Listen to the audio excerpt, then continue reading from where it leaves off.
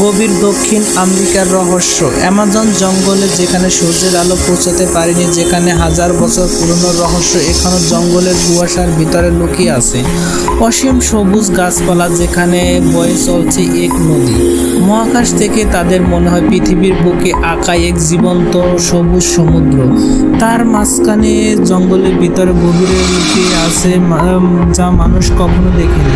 লোকের কথায় এই অ্যামাজন জঙ্গলের ভিতরে আছে এক দৈত্যকার অ্যানাকোন্ডা, যার দৈর্ঘ্য 4000 কিলোমিটারও বেশি বড়।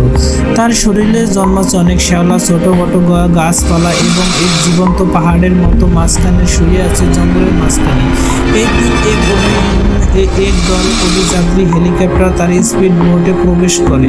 ভয়ানক জঙ্গল তাদের উদ্দেশ্য ছিল অজানা রহস্য সন্ধান। জঙ্গলের ভিতর প্রবেশ করে তার চারপাশে নেমে এসে অদ্ভুত নীরবতা শোনা যায়, পাখির ডাক এবং পানির শব্দ।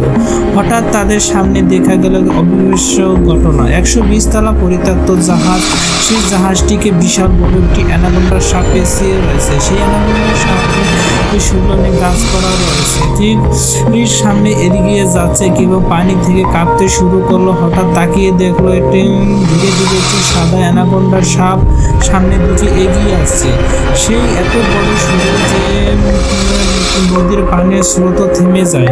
সে দেখে মনে হয় এই জঙ্গলের পাহারাদার এই অ্যানাকোন্ডার সাপটি। তার শরীর এত বড় যে জাহাজটিকে পুরো পেঁচিয়ে ধরে রাখছে।